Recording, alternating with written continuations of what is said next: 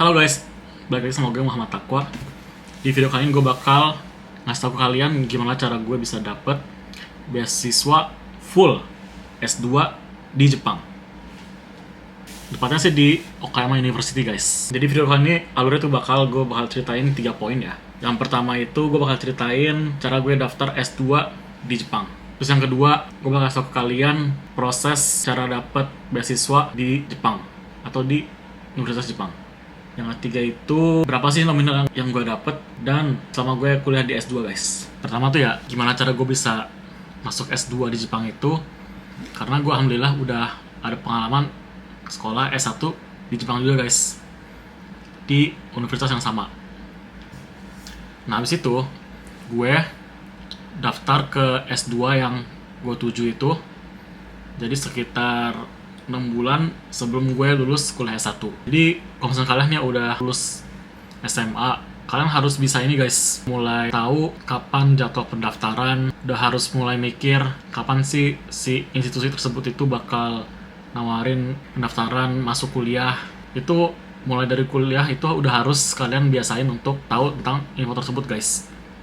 Kalau nggak nanti kalian bakal tahu sama sekali, dan sekalipun kalau udah tahu juga mungkin tahunya juga kelupaan gitu kan. Jadi yang penting tuh tahu jadwal, sama tahu deadline, dan juga harus tahu apa aja dokumen yang dibutuhin untuk kalian bisa masuk ke S2 guys. Jadi kalau di Jepang tuh rata-rata ya, misalkan yang udah masuk S1 duluan di Uni 1 tersebut, semua S2, itu lebih gampang guys masuknya dibanding sama harus daftar dari nol pas masuk S2 guys. Jadi kalau pas gue itu sih ya cuma butuh surat rekomendasi dari profesor atau dari dosen yang kita riset. Kedua, butuh skor TOEIC atau TOEFL bahasa Inggris gitu ya.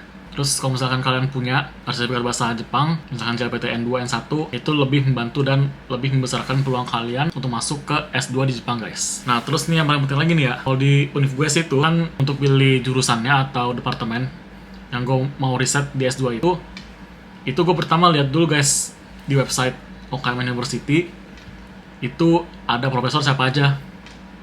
Nah habis itu, kalau misalnya udah, baru tuh kalian cari misalkan topik atau tema riset yang si profesor yang kalian mau tuju ini apa. Habis itu dampaknya gimana ke mungkin ke perusahaan yang dia riset atau ke lingkungan yang dia pilih untuk riset. Dan kalian juga harus mikir apakah riset yang dilakukan si dokter itu atau profesor itu bakalan mirip atau persis dengan yang kalian mau pelajarin di S2 guys. Soalnya sekarang gini ya, kalau di Jepang itu tergantung dosen, karena juga tema risetnya juga bakal terpilih di bawah dosen tersebut gitu guys. Jadi maksudnya tuh gimana ya? Maksudnya tuh jadi kalau misalkan kalian udah milih masuk ke riset si dosen yang dia di bidang ekonomi, nah itu tuh kalian kalau misalkan masuk ke bagian ekonomi, nah, maksudnya pasti riset kalian juga nggak jauh-jauh sama yang tadi ekonomi juga guys. Nah tapi kalau misalkan di gue itu kasusnya, dia itu dosennya bagian apa namanya? Dia itu bagian manajemen organisasi di Jepang guys. Nah jadi untungnya tuh si profesor ini baik guys. Jadi dia ngebolehin semua murid atau anak didiknya itu ngebebasin tema apa aja untuk yang mereka mau pilih untuk riset S2 mereka gitu guys. Baik banget ya. Nah jadinya maksudnya tuh misalnya harus hoki-hokian juga sih kalau misalnya dapet dosen kayak gitu atau enggak gitu. Nah kalau misalnya kalian minat nih gue ngomongin tentang riset yang gue lakuin pas gue S2, terus belajar tentang apa aja pas S2, nanti gue bikin video lain di next time guys. Yang mau coba like dan komen di bawah guys ya. Nah kalau misalkan udah gitu, udah terkumpul semua syarat dan dokumennya, itu kalian ya tulis tangan biasanya, kita baru kirim ke bagian departemen untuk ya kayak office-nya gitulah di bagian university. Habis itu baru deh diproses. Terus sekitar ya paling lama sekitar 2 minggu sampai sebulan lah berkas kalian tuh diproses. Dan habis itu baru deh bisa kalian tahu diterima apa enggaknya kalian di universitas tersebut guys.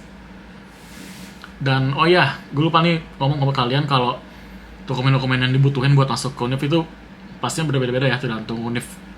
Jadi kalian juga harus pastiin, dan kalau bisa ya inilah kalau misalnya lihat di HP atau di laptop gitu, di copy paste aja konten atau dokumen yang dibutuhin pas masuk S2, terus masukin ke Microsoft Word. Habis itu baru deh kalian bisa ngelis sendiri, bisa di checklist yang udah ada, yang belum ada misalkan tandain segitiga atau X. Nah jadi misalkan kalian bisa cari cara untuk kalian bisa mudah untuk manage gitu guys. Oke, yang kedua kita bakal masuk ke cara kita masuk ke yang tempat kedua, yaitu cara daftar beasiswa S2. Dan gimana sih prosesnya? Jadi gini guys, kalau di Jepang itu kan tipe-tipe beasiswa tuh beda-beda ya. Ada yang dari pemerintah, kayak misalkan Max, MEXT, atau kalau yang dari gue tuh dari bukan dari pemerintah, dari perusahaan gitu guys. Jadi ada perusahaan namanya tuh Sojitz gitu ya, SOJITZ, dan dia itu salah satu perusahaan terkenal di Jepang guys, dan di seluruh dunia gitu kan. Nah, dia itu perusahaan yang bidangnya tuh di macam-macam guys. Kayak misalkan dia itu ngebantu orang Amerika bikin project di Asia Tenggara, terus dia bantu orang Jepang untuk bikin project di Indonesia. Jadi dia itu model bisnisnya ambil fee untuk ngebantuin orang bikin bisnis guys.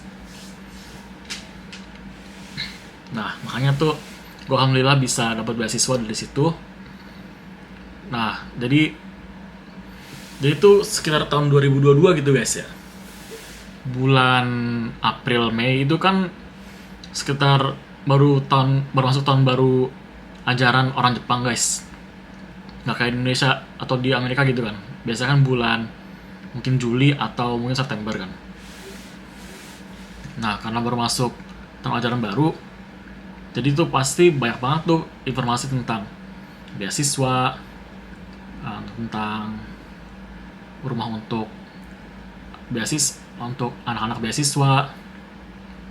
Habis itu ada banyak bantu keuangan pas corona juga waktu tahun 2022 karena masih parah-parahnya kan. Ya udah alhamdulillah gue dapet kesempatan, dan itu juga pas gue itu sebenarnya awalnya tuh ya gak ada minat ambil beasiswa sama sekali, karena waktu itu udah alhamdulillah udah banyak tabungan dari pas gue kerja part time di Jepang ya pas S1. Tapi itu karena gue bayar uang masuk kuliah sekitar 30 juta rupiah di Jepang yang harusnya gue tuh gak perlu bayar. Akhirnya gue bayar itu, kan uang gue tinggal dikit tuh kan. Nah yaudah tuh jadi akhirnya ya gue mau gak mau kan jadinya harus ya cari sumber pendapatan selama gue kuliah gitu kan. Ya udah deh gue daftar itu pas bulan April tahun 2022. Ya udah tuh. Jadi kan sebenarnya gue udah tahu ya tuh kalau tahun April itu kan tahun ajaran baru. Tapi karena gue tuh udah sering kesibukan sama kuliah, nah itu ada kerja part time juga di Lawson. Jadi tuh kadang gue hampir lupa gitu ya kalau gue tuh butuh untuk daftar ke ya beasiswa gitu loh guys. Nah jadinya untungnya tuh ya gue tuh karena mikir gue butuh uang lebih nih daripada kerja part time gue gitu kan. Karena tuh gue sekitar cuma dapat 4 juta sampai 5 juta per bulan, dan pakai uang tabungan juga untuk hidup. Nah gue pikir ini nggak cukup nih. Ya udahlah. Habis itu akhirnya gue milih untuk ngecek lagi tuh homepage Okayama University.